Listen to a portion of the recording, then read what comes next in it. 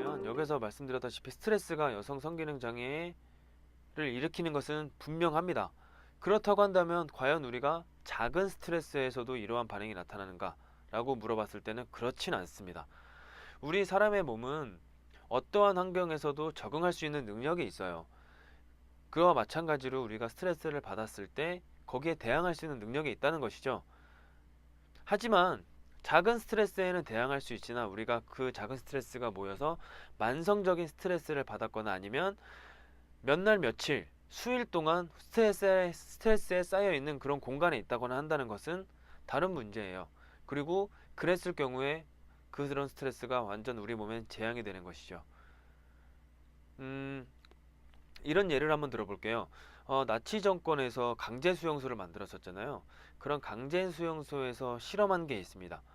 어떤 실험을 했냐면 이제 생식작용이 가능한 여성들을 대상으로 조사를 해봤더니 54%만이 여성 기능이 완전히 멈췄다라고 얘기를 합니다. 이것은 왜 그러냐면 뭐 강제 노동이라든가 굶주림 아니면 말로 표현할 수 없을 정도의 정신적인 스트레스로 인한 것이겠죠. 하지만 여기서 우리가 눈여겨봐야 될 건 뭐냐면 단 54%만이 여성 기능이 멈췄다는 거예요.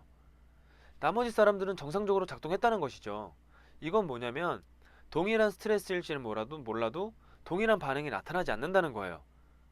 즉 뭐냐면 개인차가 있다는 것이죠. 스트레스도 개인차에 따라서 받아들이는 정도가 달라집니다. 예를 들어서 이런 것들이 있죠. 어떠한 사람들은 조그만 거에 있어도 엄청난 스트레스를 받지만 어떤 사람들은 조그만 스트레스를 아무렇지도 않게 넘어가는 사람들이 있어요.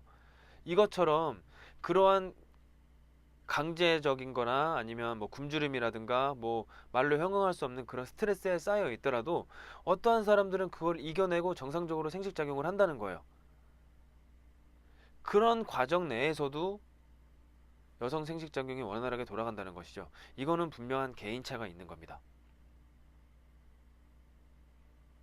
그렇죠. 전쟁 중에도 새로운 생명은 태어나니까요. 그렇다고 한다 그러면 우리가 과연 스트레스가 모든 것에 영향을 주는가 라고 했을 때는 조금 의문이 있을 수 있지만 이것은 좀 개인차가 있다라고 말씀을 드리고 싶어요.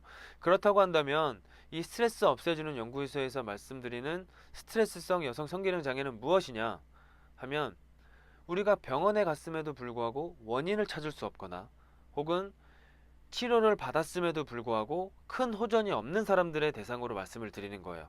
그런 사람들한테는 이 스트레스 없애주는 연구소에서 말씀드린 이러한 증상들이 모두 아마 들어맞으실 거예요. 하지만 약을 복용하고 원인이 있고 치료를 받았는데 호전됐다고 한다 그러면 전혀 이런 거랑은 상관이 없는 사람들이겠죠. 이 스트레스 없애주는 연구소에서 말씀드리는 게 바로 이겁니다. 어떠한 것을 했는데도 크게 호전이 없거나 원인을 알 수 없으신 분들, 그리고 그걸로 인해서 고통받으시는 분들, 그걸로 인해서 우울하시는 분들, 힘들어하시는 분들, 혹은 가장 가까운 사람이랑 관계가 틀어지시는 분들. 여성 성기능 장애는 여성에만의 문제가 아니에요. 남성한테도 문제가 있을 수도 있기 때문에 꼭 자기만의 문제라고 자책하실 필요는 없고, 본인이 스트레스라는 걸 자각하시고 스트레스에 의해서라고 생각하신다 그러면 더 이상 고민하지 마시고, 제가 남성 성기능 장애 때에서 어떻게 하면 스트레스를 줄일 거에 대한 얘기를 드린 게 있어요. 그거를 한번 보시고 그대로 한번 적용을 해보시기 바랍니다. 만약에 그렇게 적용을 해봤는데도 정확하게 잘 알질 못하거나 어떻게 해야 될지를 모른다거나 아니면 했는데도 큰 효과가 없으신 분들이라 그러면 제가 상단에 카페 주소를 올려놨습니다. 이 카페에 들어오셔서 저에게 따로 연락을 주시면 제가 거기에 대해서 맞게끔 코치를 해드리도록 하겠습니다. 이상으로 스트레스 없애주는 연구소의 스트레스 메딕이었습니다. 감사합니다.